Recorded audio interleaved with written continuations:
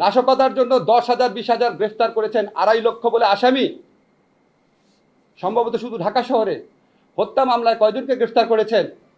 আজকে আমরা পত্রিকার ফুটেজে দেখেছি ছাত্রলীগ যুবলীগের হাতে অস্ত্র চিহ্নিত করে পত্রিকায় লেখা হয়েছে ছাত্রলীগ যুবলীগ, পুলিশের হাতে ইউনিফর্ম পরা পুলিশ, জাজ্জল্যমান প্রমাণ, তাদের গ্রেফতার করছেন না।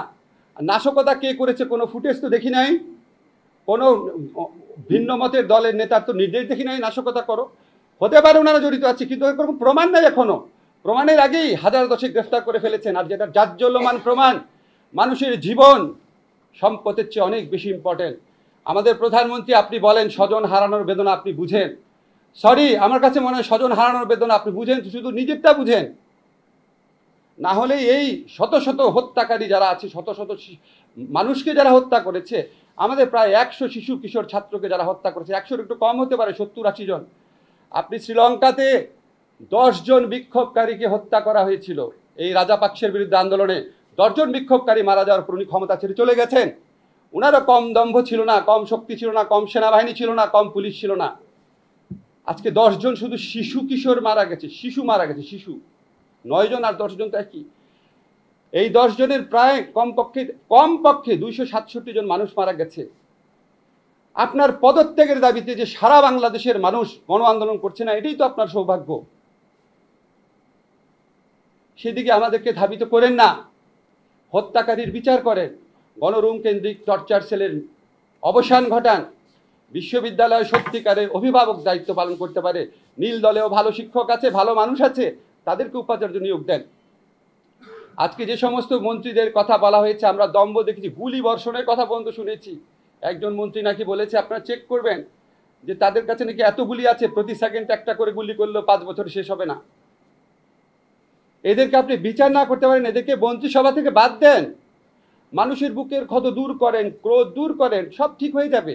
মানুষকে আরো উত্তেজিত করে, মানুষকে আরো ক্ষত বাড়িয়ে আপনারা কিভাবে চান যে সব কিছু সবাই ভুলে যাবে? সব কিছুই যদি আমরা ভুলে যাই, তাহলে তো আমরা মুক্তিযুদ্ধ করতাম না, তাহলে তো আমরা 90-এর আন্দোলন করতাম না। আমি একটু লিগাল ইস্যুতে কথা বলি। আজকে আপনারা দেখেছেন ডাকসুর একজন নির্বাচিত প্রতিনিধি ভুয়া ভোটে নির্বাচিত না, ডাকসুতে ঢাকা বিশ্ববিদ্যালয়ের ছাত্রদের ভোটে নির্বাচিত সভাপতি, সাবেক সভাপতি নুরুল হক নূরকে কিভাবে টর্চার করা হয়েছে রিমান্ডে। এই ধরনের টর্চার বাংলাদেশের সংবিধানের আর্টিকেল 35-এর সুস্পষ্ট লঙ্ঘন। রিমান্ডে নুরুল হক নাহিদকে যে অত্যাচার করা হয়েছে, তার সারা গায়ে আমরা যে আঘাতের চিহ্ন দেখেছি, এগুলি সংবিধানের সুস্পষ্ট লঙ্ঘন। আজকে রিমান্ডে নূরকে এইভাবে মারার পর আবার রিমান্ড দেয় আদালত। এটা কোন আদালত? আমি আইনের শিক্ষক, এটা কোন আদালত? সুপ্রিম কোর্টের কাছে আমার আহ্বান, প্রধান বিচারপতি আপনার কাছে আমার আহ্বান, এই যে সুপ্রিম কোর্টের নির্দেশনা রয়েছে রিমান্ডের ক্ষেত্রে, এই নির্দেশনা লঙ্ঘন করে নিম্ন আদালত কিভাবে আবার তাদেরকে রিমান্ডের আদেশ দিচ্ছে? আপনি তাদের বিরুদ্ধে ব্যবস্থা নেন। সুপ্রিম কোর্টের নির্দেশনা অমান্য করছে। যেই বিরোধী দলের ভিন্ন মতের যে মানুষই যায়, তাকে রিমান্ডে দিয়ে দেয়। রিমান্ড দেওয়া কি বাংলাদেশের সাংবিধানিক আইনে পরিণত হয়েছে? রিমান্ডে দিতে হবে? নিম্ন আদালত কেন কাজ করতে পারছে না? নিম্ন আদালতের উপর আইন মন্ত্রণালয়ের একচ্ছত্র আধিপত্য কায়েম করা হচ্ছে লাস্ট রুলসের মাধ্যমে। আমি উচ্চ আদালতের কাছে প্রার্থনা করব, আপনারা স্বতঃপ্রণোদিতভাবে অনেক ব্যবস্থা নিতে পারেন। গণস্বাস্থ্য কেন্দ্র থেকে চিকিৎসাধীন অবস্থায় জোর করে কেন সমন্বয়ককে তুলে নেওয়া হয়েছে? এডিবির বিরুদ্ধে ব্যবস্থা নেন। আমরা আপনাদের দিকে তাকিয়ে থাকি, আপনারা সংবিধানের রক্ষক, আমাদের লাস্ট রিজোর্ট। আপনাদের কাছে আপিল করছি, সুস্পষ্টভাবে সংবিধানের যে লঙ্ঘন হচ্ছে, 24 ঘন্টার মধ্যে আদালতে হাজির করার কথা। ডিবি যদি নিরাপত্তার হেফাজতেও নিয়ে থাকে, আদালতে হাজির হয়ে আদালতের নির্দেশনা দেওয়ার কথা। চোখের সামনে সংবিধান লঙ্ঘন করছে, আর্টিকেল 33 লঙ্ঘন করছে, আর্টিকেল 35 লঙ্ঘন করছে, গোপনীয়তার অধিকার লঙ্ঘন করছে, চোখের সামনে করছে, দম্ভভরে করছে। উচ্চ আদালতের কাছে প্রার্থনা করি, আপনারা স্বতঃপ্রণোদিতভাবে এদের বিরুদ্ধে ব্যবস্থা নেন। আরেকটা কথা বলে শেষ করছি, আমাদের মুক্তিযুদ্ধের চেতনা হচ্ছে অন্যায়, অবিচার, অত্যাচার, নিপীড়নের বিরুদ্ধে যুদ্ধ। আজকে কোটা সংস্কার আন্দোলন না, এই আন্দোলনে বাংলাদেশের যত মানুষ আছে, যত ছাত্র তরুণ জনতা আছে, তারা হচ্ছে মুক্তিযুদ্ধের চেতনার প্রকৃত বাহক।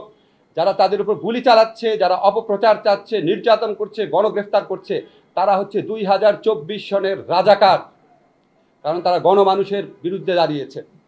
শেষ কথা বলে ই করছি। আমাদের মুক্তিযুদ্ধের সময় আরেকটা ঐতিহাসিক ঘটনা ছিল। আমাদের বঙ্গবন্ধু বলেছিলেন ৭ই মার্চের ভাষণে সম্ভবত, রক্ত যখন দিয়েছি আরও রক্ত দিব, এদেশের মানুষকে মুক্ত করে ছাড়বো ইনশাল্লাহ। আশা করি ঠিকভাবে বলেছি।